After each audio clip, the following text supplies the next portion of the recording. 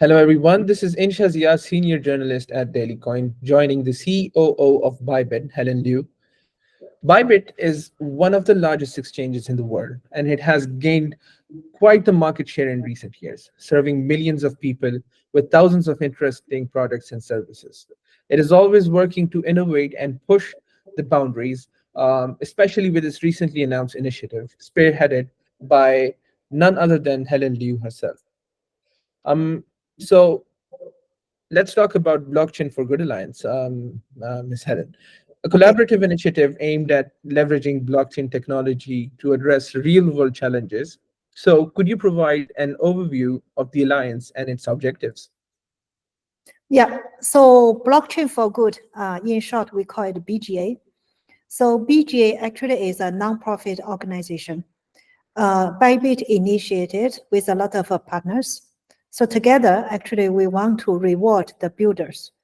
Who are the builders? Actually solve the problems by leveraging blockchain technology for the real world.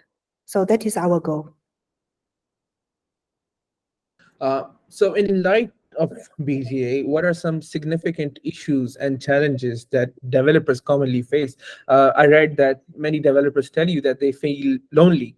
And how does the alliance contribute to addressing these concerns with the developer community? Yeah, I think that the builders can be lonely because I think blockchain is still emerging technology, right? It's still not the majority. So that's why I think the builders, when they work, they prefer to work with someone together. And then if they have a certain knowledge, they also prefer to have projects for them to work on. So from that, what we can support actually is we want to build this community and then for people to get together, so for them to learn from each other. And then if they have the knowledge, they have the competence to work on some projects, we will connect them with the project providers as well. On top of that, actually, we are also considering of some fundings.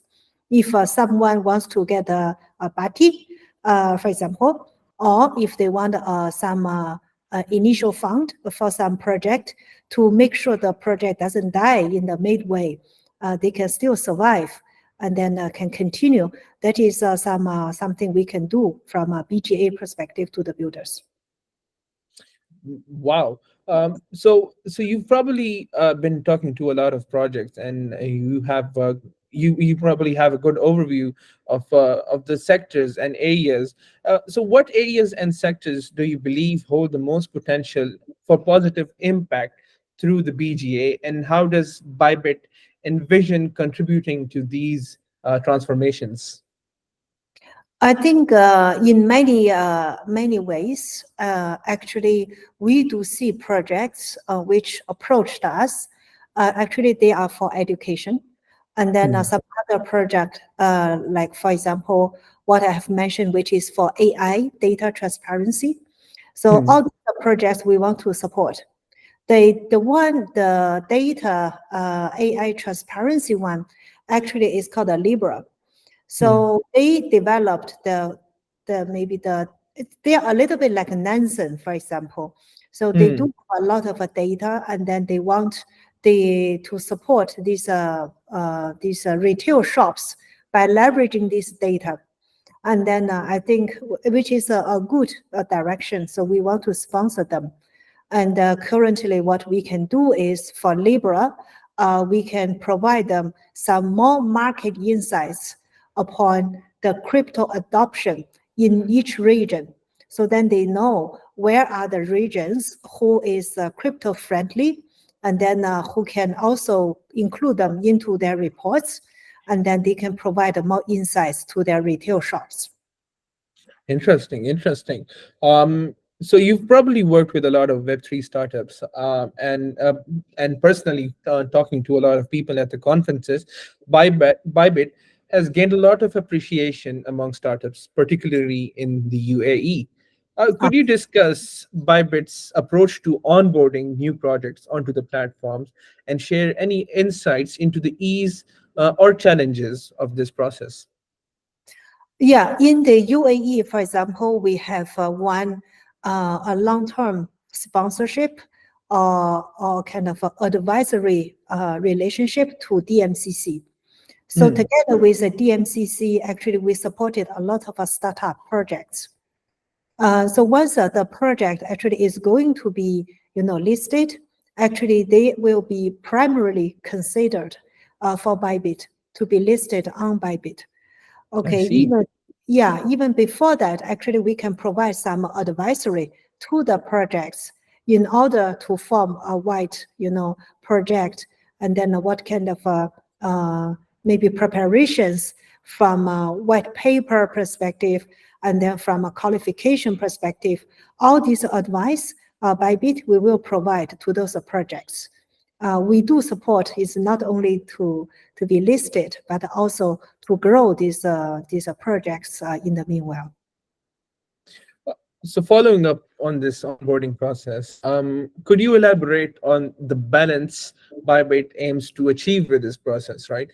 How does Bybit navigate the various fees associated with the listing projects and ensure innovation while maintaining quality standards? Okay, so I will say nowadays we do have a lot of good projects. Yeah, so they are waiting in the pipeline. So many of them are very innovative. So yeah, I think innovation is already a very good maybe threshold nowadays. And then I think when we onboard those projects, we definitely will consider a few key criteria in terms of how innovative it is, and then how big this community is, and then how the users from the community has been supported and sponsored by the founders of the projects, etc. If it is all like proven to be a strong, case, that then they will be onboarded to Bybit. So during the onboarding process, we will have a lot of, like marketing campaigns to support that. And Bybit has 27 million users. So we do leverage our users, retail users, to support those projects. And on top of that, actually, we have a live streaming.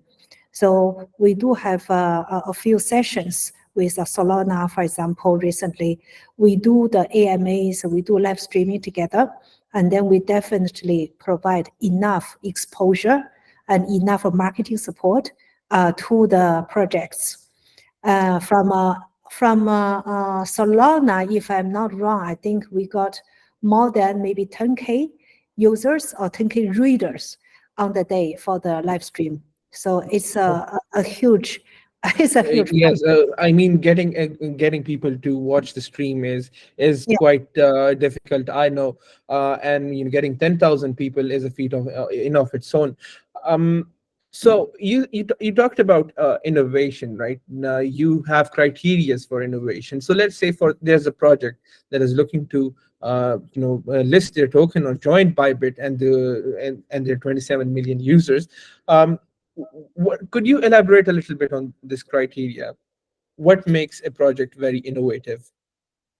Yeah, innovative one definitely is something I think who is solving the users' problems.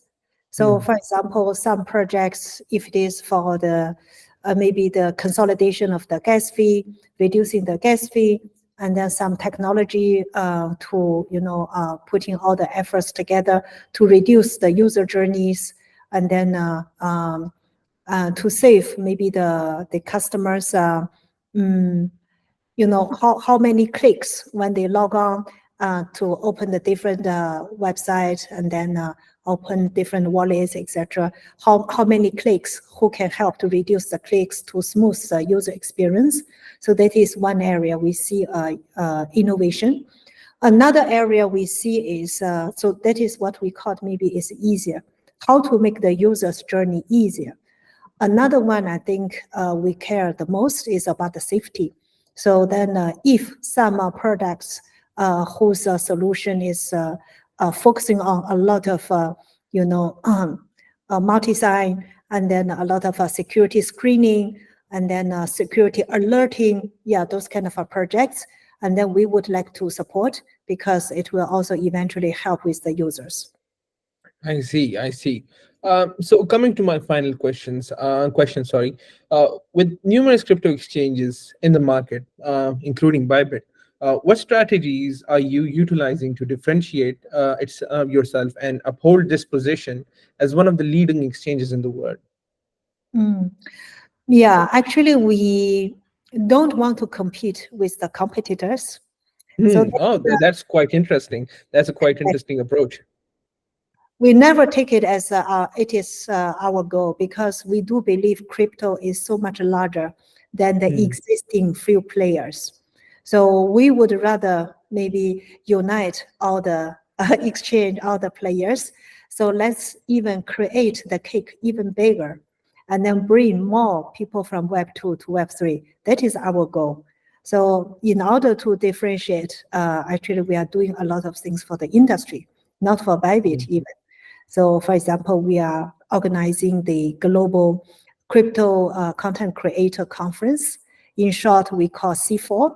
So it will be the conference for all the QLs, the I see. YouTube influencers. And then we want to educate them, we want to empower them, so then they can promote or market crypto even better. I think it is something we want to do to the industry. So we I hope see. more people will know crypto. Yes. So I think in Web3 space, it is united we conquer and not divided we conquer. So Helen, these are all of my questions. If you have anything you want to share with the viewers, with our readers, please take the stage.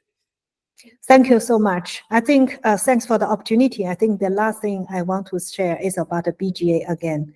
It is another thing we want to contribute to the community. So I think the Bybit as a successful maybe exchange, I think we do gain.